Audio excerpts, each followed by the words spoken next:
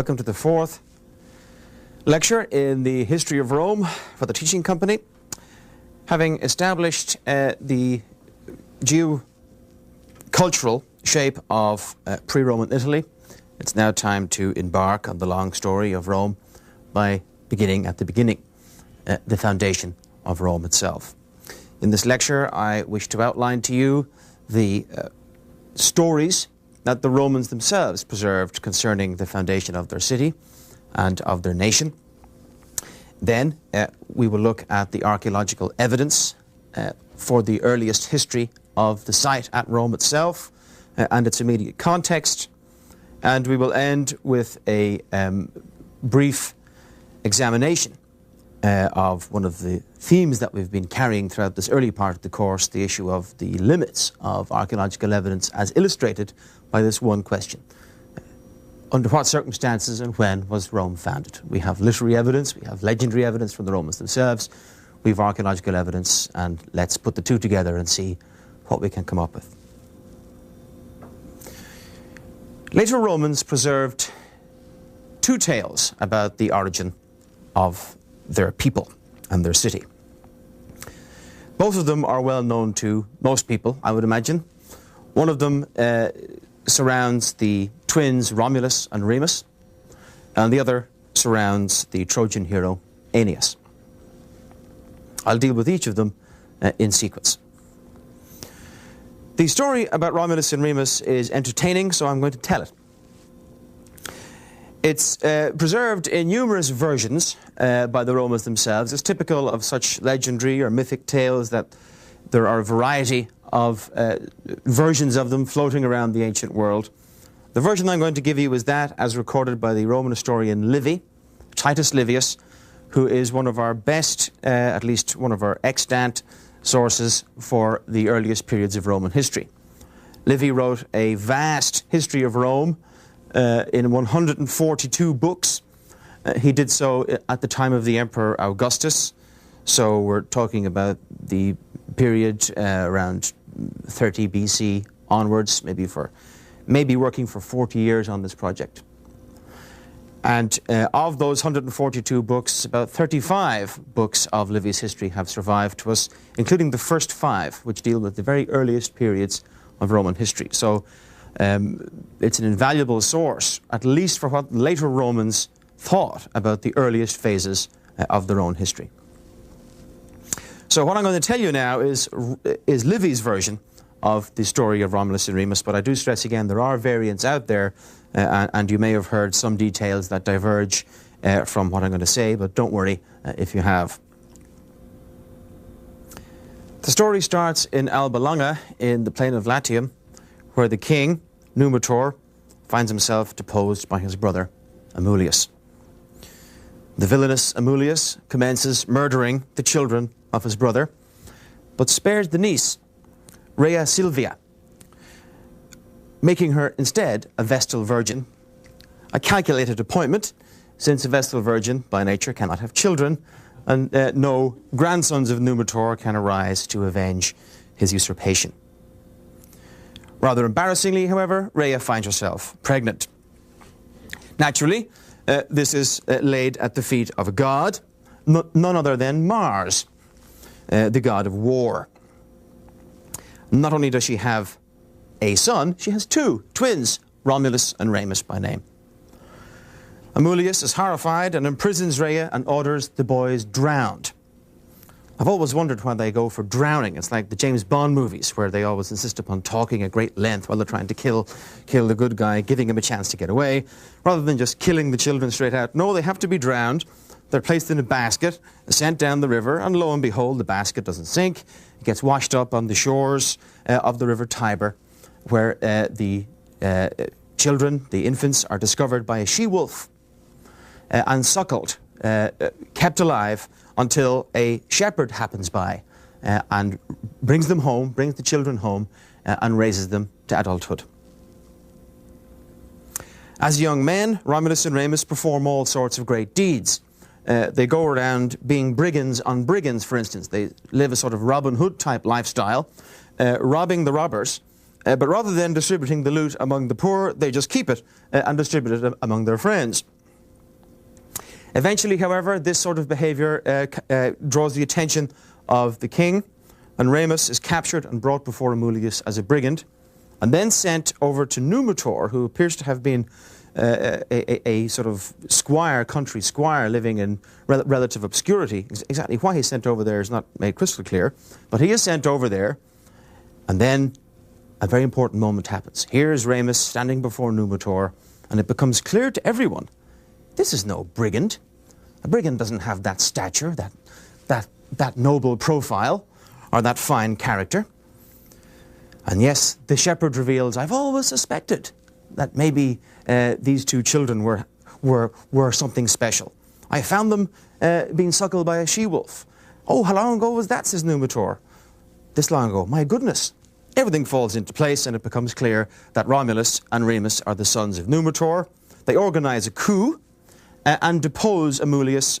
In fact, they kill him just for good measure, and reinstall Numitor as the king of Alba Longa. So far, the whole story then revolves around the internal politics of Alba Longa. Here's where a rather tenuous link comes into play. It suddenly grabs the twins that they feel the urge to go and found a new settlement.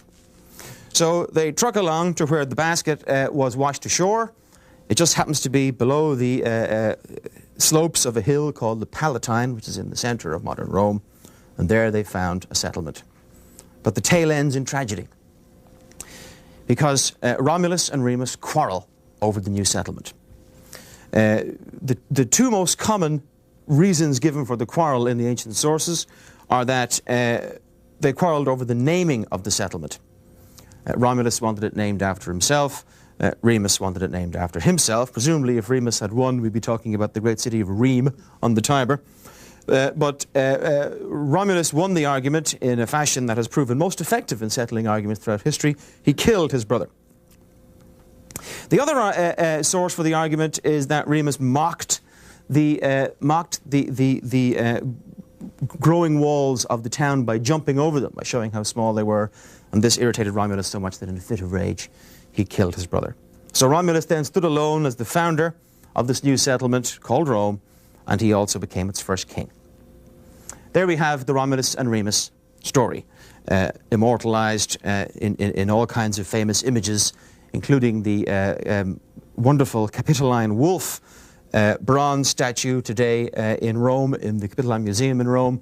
It's an Etruscan statue of the wolf, which really attests the antiquity of this tale. The statue must date to about 600 BC, although the two suckling babies that are a feature of the statue were added in the Renaissance period. But the idea that a wolf is the image of Rome clearly shows that this is a very ancient tale. And indeed, folklorists would agree. They would argue that this has got all the hallmarks of a classic local indigenous folklore legend, of the sorts that we find repeated again and again in various cultures all around the globe, not just in the Mediterranean. We have special children, royal children who were denied their birthright. There's then an attempt to kill those children by some kind of villainous ruler. The children escape miraculously and end up being raised by animals or people of lowly birth. But eventually their true character shines through, and they come back into the story to seize control of their destinies and undo the wrong that was done them and their family in the past. Such images can be found, if we just think of the biblical context, from Moses right through to Jesus himself. After all, Herod attempted to kill this supposed king of the Jews and so forth. All these stories, these images, motifs, are found repeatedly in folk stories from Africa to Polynesia in various degrees. And as a result, folklorists and most historians are agreed that this is the original founding legend of the Romans. This is the story that they originally had, the oldest one, to explain where they came from. The other legend that the Romans preserved about their past comes from a rather different source. And it focuses on the Trojan War. Now, those of you, again, familiar with Greek culture will be aware that the Trojan War is one of those formative events in the Greek communal mentality. It is the focus of the two great epics, national epics of the Greeks, the Iliad and the Odyssey. It is the source of many of their values, and it is the source of some of the great stories from Greek legends. Helen of Troy, the enormous expedition over to Troy, Achilles, and so forth.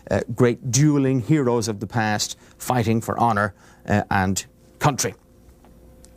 So this is very much a Greek story, and the other Roman foundation legend derives from this source.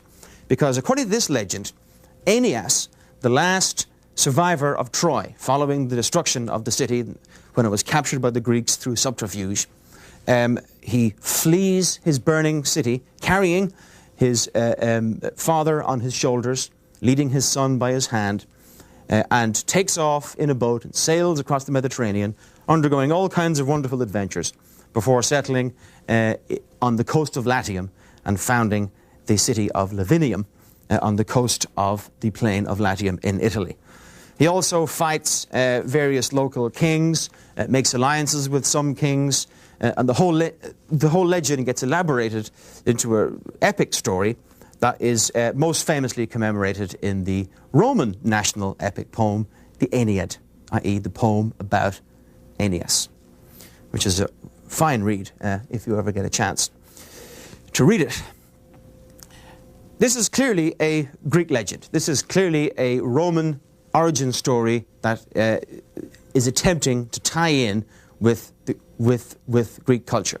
And for the longest time it was believed, well, it can only really have come into popular appeal among the Romans when they were really trying to emulate Greek culture, probably in the 3rd and 2nd centuries BC. But as we've seen, the Greeks have been present in Italy from at least 800 BC. The Romans, who were familiar with the Etruscans, they were neighbours of them, would have been well familiar with Greek culture long before the 3rd and 2nd centuries BC. And so in all likelihood, this story of Aeneas goes back also to the distant past of the Romans. Probably not as far as the Romulus and Remus legend, but certainly not as recently as the 3rd or 2nd centuries BC. And recent archaeological discoveries at the site of Lavinium, the town founded by Aeneas, would suggest that Aeneas was being worshipped there as a god as early as the 4th century BC. So it certainly seems to be the case that this legend is older than many have so far assumed. But there was a problem. How do we unite these two stories? Some people had a vague notion that Romulus and Remus were the grandsons of Aeneas, for instance. Well, there's a problem there, because the Romans had already probably arbitrarily decided that the date for the foundation of Rome was 753 BC, but the Trojan War had taken place around 1200 BC. So not unless Romulus and Remus or Aeneas were exceptionally long-lived, they couldn't be the grandsons. At least they couldn't be in a grandfather-grandson type relationship. And the solution was reached, at some stage we're not quite clear, but it was certainly reached by Livy's day, by making the relationship between Aeneas and Romulus more distant. Aeneas founds Lavinium. His son, Ascanius, also known as Iulus, founds Alba Longa. Out of the kings of Alba Longa, as we've seen from the Romulus and Remus legend, emerge Romulus and Remus. We have a nice united cycle now of stories of our origins. And as a result, they are very, very cleverly united into a single saga. In the nutshell then, in the ancient view, Aeneas founded the Roman people. Romulus founded the city that the Roman people were to flourish in. Great tales, very entertaining.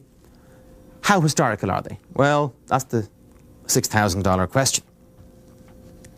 Archaeological evidence suggests a somewhat different picture for the origins of Rome. The site of Rome is itself very advantageous. It's located on a series of hills and spurs of hills overlooking a natural ford in the river Tiber, where there is an island. It's the only island, in fact, in the stream of the Tiber, I believe for its length, at least close to the sea. And so it's a natural place to ford the river. And the evidence would suggest that this spot, being very easily defensible, allowing the people who occupied it to control traffic that goes across the river in the north-south axis, and also to control traffic that goes inland, upstream, against the stream of the river inland, or else down from the inland regions out towards the sea. This is going to give the people who occupy this site a strong advantage over their neighbours, and as a result, it's an attractive place to settle. It seems that the first signs of human settlement from the archaeological evidence date to about 1500 BC. They're not signs of permanent settlement, but human presence. There are some burials and some pottery sherds and so forth. It isn't until about 1000 BC that the first signs of permanent settlement show up. Excuse me, this is when the burials show up at about 1000 BC. The previous evidence was just pottery sherds, which could have gotten there anyway. They could have been there by ships or boats that crashed and people got out and dropped their pots and broke them. Or it may have been a temporary staging post in the river or something like that.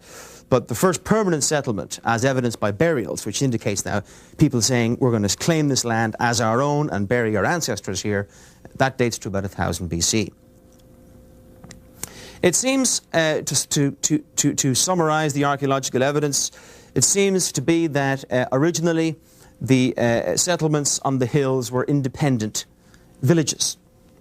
The nature of these villages, who the people were who occupied them, their interrelationships among each other, and their relationships with their neighbours are all things that we cannot reconstruct from the archaeological evidence. But it does seem to be that each settlement had its own defensive perimeter and so forth, and was very much its own place. And that at some stage, at some early stage, dates now are really impossible, these separate villages coalesced into a single community. Now this is a process that we have parallels for in Greek history. It's called by the rather odd-sounding term synoikism, and it means a living together, a coming together into a community, and is found in archaic communities in Greece at about this time. It's usually the result of a rise of population, a localized rise of population that makes villages and communities that are in proximity to each other but are separate from each other coalesce into a single entity. In the 1930s, spectacular finds were made on the Palatine Hill. Excavations there revealed holes. Think, well, what's spectacular about holes? Well, they were post holes. Post holes carved into the rock of one of the outcrops from the Palatine Hill. And the post holes conformed to a model of a hut, an early wooden hut into which these posts would have been placed. The hut is made from the posts being placed in the ground, and then the walls built around the posts, and then the roof put over the top of the posts.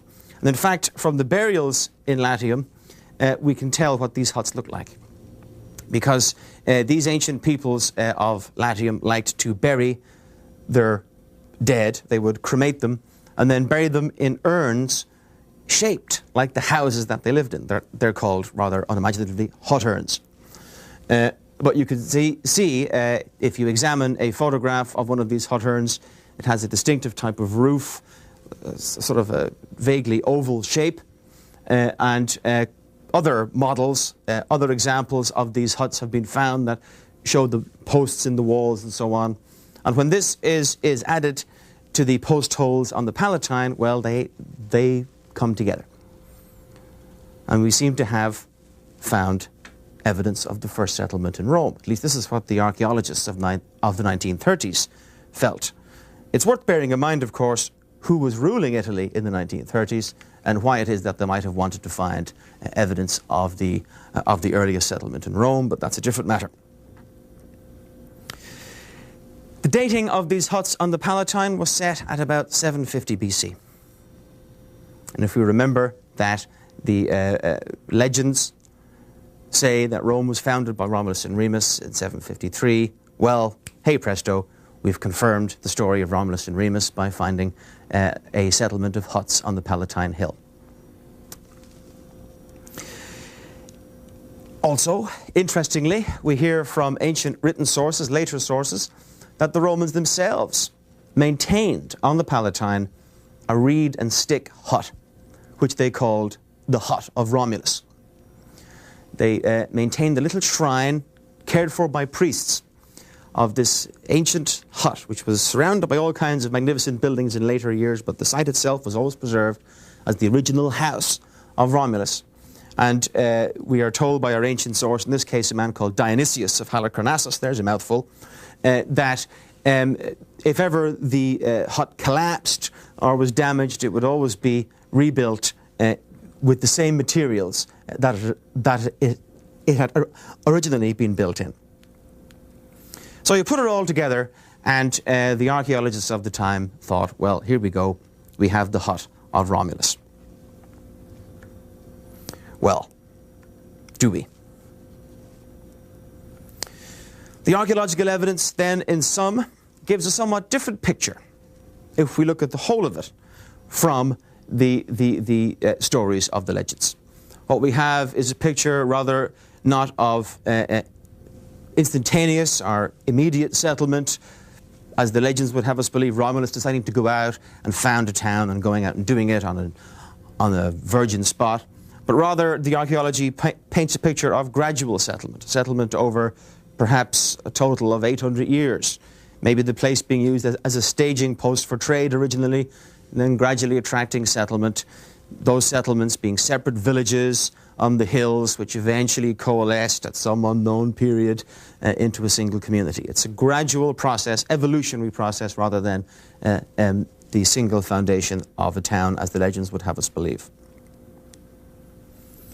But I think it's more important to appreciate that the problem with the archaeology versus the legendary evidence goes deeper than that. It goes to the very soul and heart of the limits of our ancient material.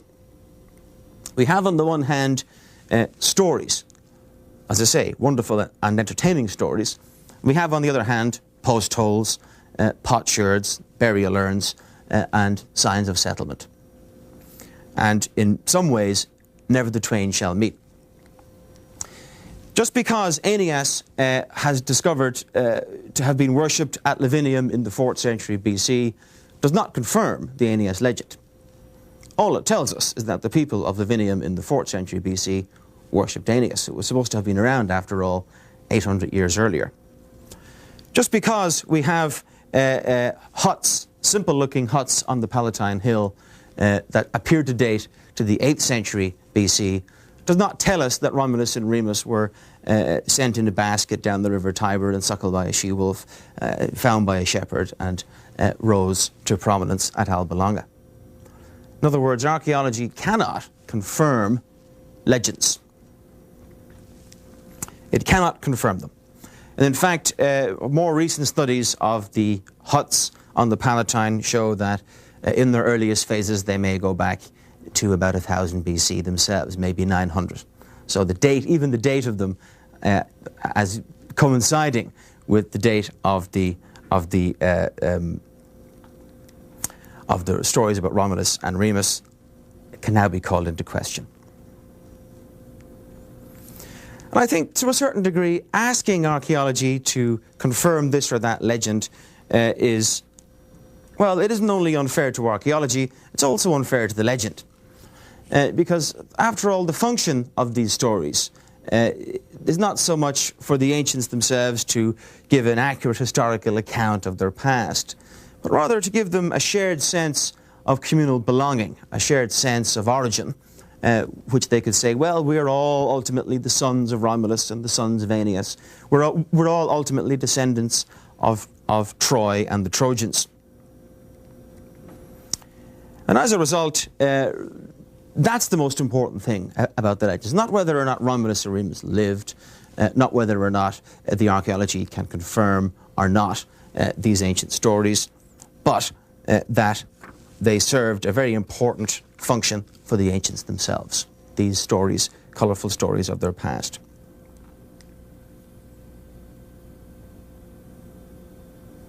I should point out that while the archaeological evidence cannot confirm ancient evidence, or it cannot confirm legendary evidence, it certainly has the power to disprove it. For instance, if we go back to our stories, if we go back to the Aeneas, Romulus and Remus cycle, what do we have? We have Aeneas founding Lavinium when? Well, it would have been around 1100 BC. 11 to 1200 BC, sometime after the Trojan War, given his wanderings across the Mediterranean. Then we have Aeneas' son, Ascanius, founding Alba Longa in Latium at some stage after that, perhaps 30, 40, 50 years later, if we want to take an extreme possibility and go to 50 years after Aeneas, Alba Longa was founded. And then we have Romulus and Remus, some 400 years after that, founding the site of Rome. Well, archaeology can go to these sites and examine the archaeological record at all of these sites. And it's quite clear that Lavinium and Alba Longa are not markedly older than Rome. There's no evidence that Alba Longa was around for 400 years before the site of Rome was. So as a result, it seems most likely then that these stories are, well, that in their current form, they're cultural constructions of the later Romans to explain their origins. And their historical truth was really of little interest to the Romans themselves. They simply believed them as being valuable tools to explain their ancient past, and I think perhaps we should approach them in the same way. So that is the story of the foundation of Rome. It's a very useful test case to examine the relative merits of archaeological evidence over written and especially legendary evidence. I'm not going to be harping on this throughout the entire course, the issue of the limitations of archaeological evidence. I think we can perhaps put that theme to bed now. But it is certainly a good example, a good place to end with the theme that we brought up at the start of this course about the various limitations that is placed upon us by the ancient evidence. And as a result, I suppose, when we look back on those stories, we should appreciate them for what they were as far as the Romans were concerned, appreciate them as communal legends of a shared origin.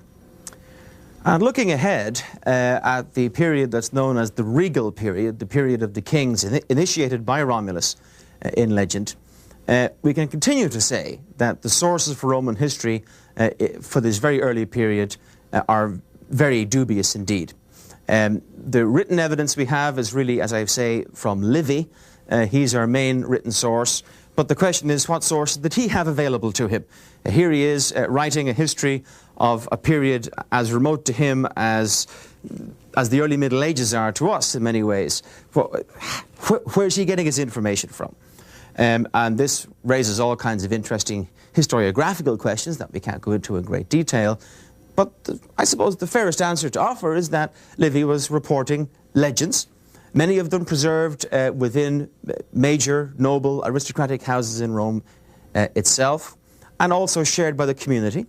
Many of the stories about the kings, as we'll see in more detail in the next lecture, are of this legendary, I won't say mythic, but certainly legendary character. The individual reigns of each of the 7 kings of Rome, yes, 7 is that magical number, and there are 7 kings of Rome, they have a particular character to them that reflects the legendary nature of the evidence.